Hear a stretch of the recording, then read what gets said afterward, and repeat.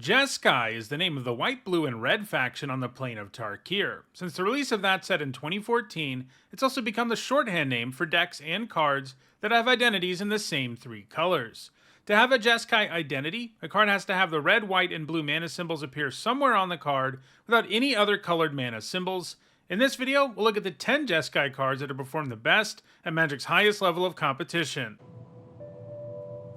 This video is sponsored by Card Kingdom. Use the links in the description to visit their store.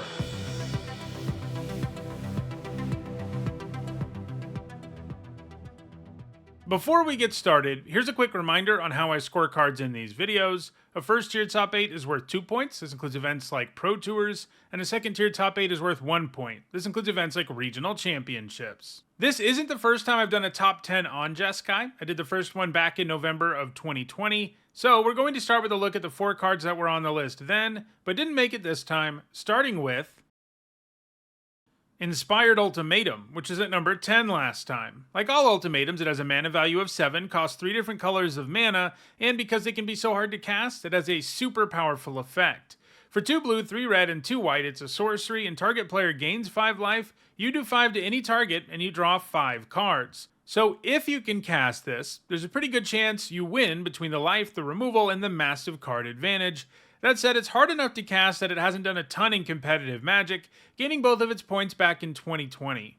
1 each in Standard and Pioneer, and in both cases in Fires of Invention decks. That powerful enchantment keeps you from actually having to pay intensive mana costs like this one, so it's a good fit there. However, Fires of Invention got banned out of Standard, and Inspired Ultimatum never found another home in the format. The Ultimatum has only gained 1 point since the last top 10, and it took 4 points to make it this time, so it's unlikely it will ever make it back to the list. Next, there's Narset Enlightened Master, who was at number 9 last time. Narset is the leader of the Jeskai in Khans of Tarkir's original timeline, but even with that impressive title, she didn't do enough to make the list this time, as 1 point just wasn't enough. For 3 generic and 1 of each Jeskai color of mana, she's a 3/2 with First Strike and Hexproof, and when she attacks, you exile your top 4 cards, and until the end of your turn, you can cast non-creature cards exiled that way without paying their mana costs. As we'll see throughout this list, Jeskai cards are very much into non-creature spells. So she's hard to kill, and that's great because as soon as she swings, she's very likely to generate a lot of value. Her only point came in a standard Jeskai tempo deck.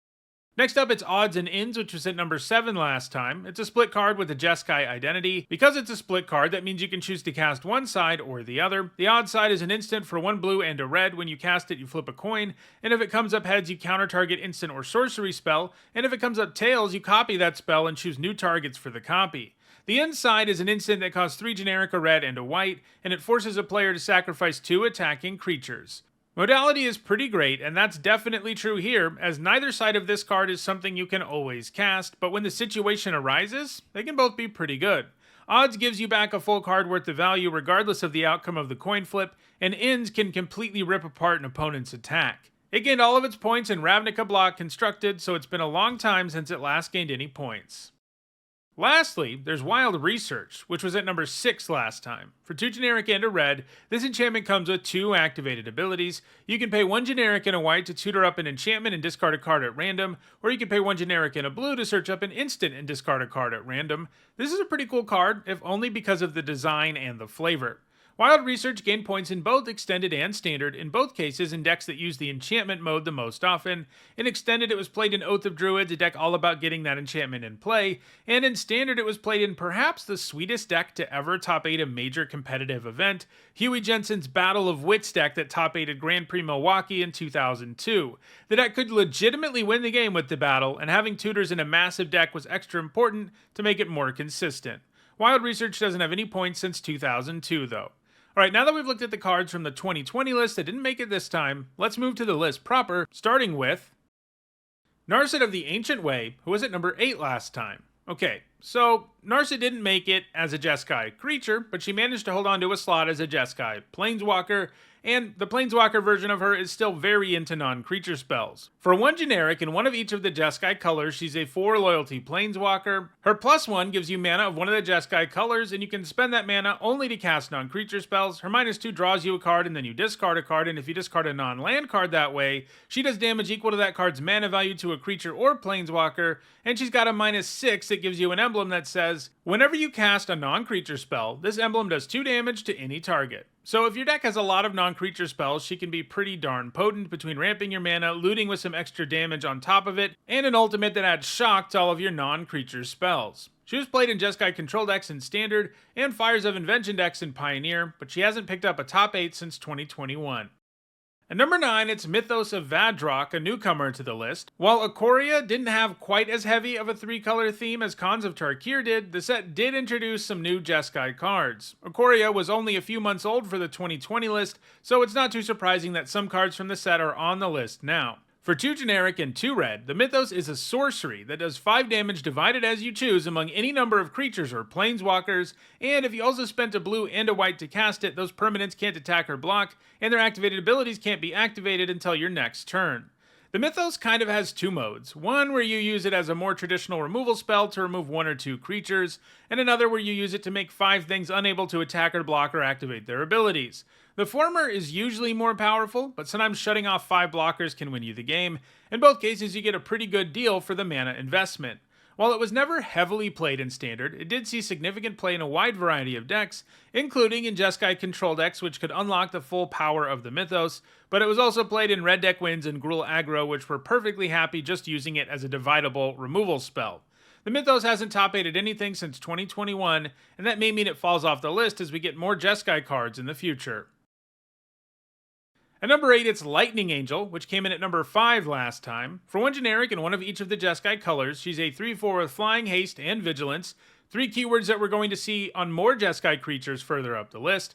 It's a pretty good combination of keywords too, because it allows the Angel to quickly do damage, remain back on defense, and it's not very easy to block. Its first time through Standard, it was played in Jeskai aggro decks, and then after being reprinted on the Time Spiral bonus sheet in 2006, she saw play in Standard again, this time as a win condition for Jeskai control decks. Her last top 8 came way back in 2007, so like the other cards here at the bottom of the list, she may not be on it in the future.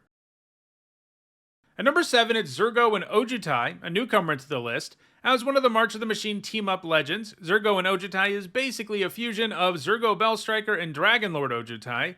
For 2 generic, a blue, a red, and a white, it's a 4/4 with Flying and Haste, and it has hexproof as long as it entered the battlefield this turn. Then, whenever 1 or more dragons, including itself, deals combat damage to a player or battle, you look at the top 3 cards of your library and put 1 in hand, and the rest on the bottom in any order, and you can return a dragon to your hand.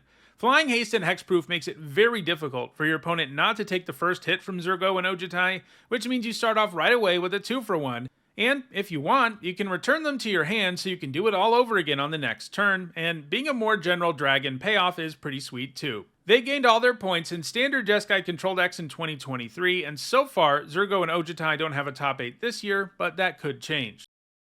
At number 6, it's Vadro, Apex of Thunder. For 1 of each of the Jeskai colors, Vadro is a 3/3 with Flying and First Strike, and whenever it mutates, you can cast a non-creature spell with mana value 3 or less from your graveyard without paying its mana cost. You can also mutate it for 1 generic, a blue-white hybrid mana, and 2 red mana. This means you can cast it for this alternate cost and put it over or under target non-human you control, and they mutate into the creature on top plus all abilities from the creatures under it. In other words, you get the stats of the creature on top and the abilities of everything in the stack. So, when you can mutate Vadro, you get a free spell from the graveyard, and it's likely you're upgrading your creature. Its points all came in Standard in 2021 in Jeskai Mutate decks, which were Jeskai control decks that look to abuse all the value Vadro can give you. One of the ways it did this was with Lord Drakus, another creature with a spell-based mutate trigger, so if you mutated one onto the other, you end up getting a spell back from the graveyard, and you get to cast one for free from the graveyard. That deck did pretty well in 2021, but not so much since then. Vadro may have a high enough score to stay on this list for a while, though. At number 5, it's Jess Sky Charm, which was at number 3 last time. Like all charms, it's an instant with 3 modes, and you can choose one of them. It costs 1 of each of the Jeskai colors, and your options are: put target creature on top of its owner's library, do 4 damage to target opponent, or give your creatures +1/+1 and lifelink until end of turn. That's a nice suite of options. The first mode's useful the most often since it's removal, but the second mode is nice when it finishes off your opponent, and the third mode can let you win out of nowhere, or gain a bunch of life if that's what you need. Unsurprisingly, Jess Sky Charm is played in standard Jeskai decks, but it hasn't gained any points since rotating out of standard. At number 4, it's Soulfire Grandmaster, which has dropped 2 slots since last time. For 1 generic and a white, it's a 2/2 with lifelink, and it gives instants and sorceries you control lifelink too. You can also pay 2 generic and 2 blue-red hybrid mana, and then the next instant or sorcery you cast goes into your hand when it resolves. Gaining life from damaging spells can feel pretty great, and while the activated ability is costly, when you do have the mana, it can be pretty nice. It gained all of its points in Jeskai decks in Standard, where it was actually more successful in the more aggressive variants of the deck, which ran lots of cheap burn spells to gain life off of, and rebuying those cheap spells is easier too. The Grandmaster hasn't gained any points since rotating out of Standard though. At number 3, it's Hanata, Dawn Crowned, a newcomer to the list. For 1 generic and 1 of each of the Jeskai colors, you get a 4/4 with flying and trample, and spells you cast cost 1 generic less to cast for each target, and spells your opponents cast cost 1 generic more to cast for each target. That's a nice body for the cost, and reducing the cost of spells can be pretty powerful, since most of them tend to target stuff.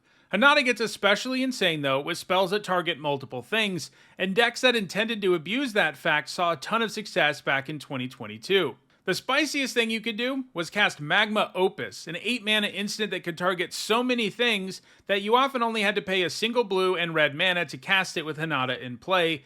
That's pretty insane for a spell that often kills most of your opponent's creatures, locks down some mana, draws you 2 cards, and makes a 4/4 token.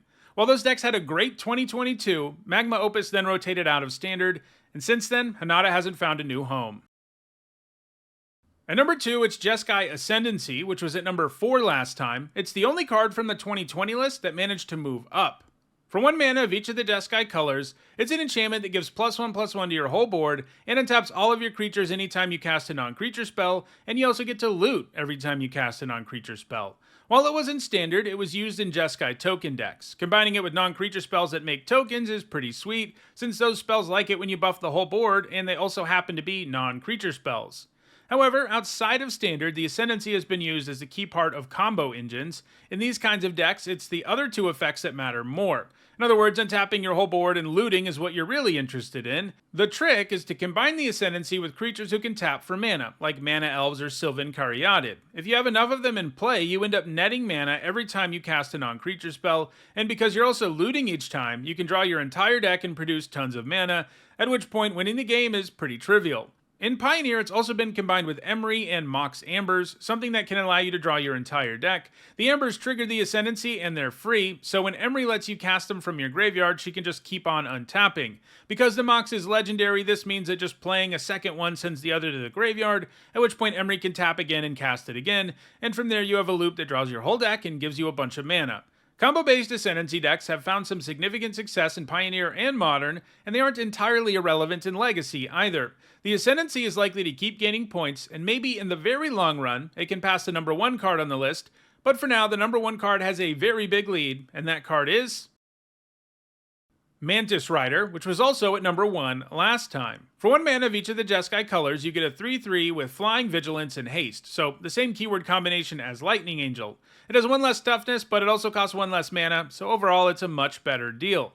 It was played in Jeskai aggro midrange and control decks in Standard, but it's been far more successful in Modern, where it was played in one of the format's most dominant decks between 2017 and 2019, Humans. This was a 5-color deck with pretty much perfect mana thanks to Unclaimed Territory, Cavern of Souls, and Ancient Ziggurat. So, casting the Rider on 3 was really easy, and the deck's various payouts for the human type, like Thalia's Lieutenant, made the Rider even better. While human decks are still a thing in Modern, they've slowed down significantly since the seismic shift to the format that came along with the release of Modern Horizons in 2019. The overall power level of the format has been trending up since then, and Mantis Rider is looking less and less impressive. The Rider is also seen play in human decks in Pioneer, but versions of the deck using the Rider aren't that plentiful. So, Mantis Rider is likely to gain more points here and there, but it's only gained 15 over the last 4 years, so maybe in the long run Jeskai Ascendancy will pass it, but it does have a long way to go. So those are the top 10 Jeskai cards. If you want to own any of them, check out the description where you can find a direct Card Kingdom link for each card that appeared in the video. If you want to make sure you catch future videos, don't forget to subscribe and turn on notifications. If you want to catch up on past videos, including more that look at color identities and color combinations, you should see a playlist on your screen shortly. Thanks for watching.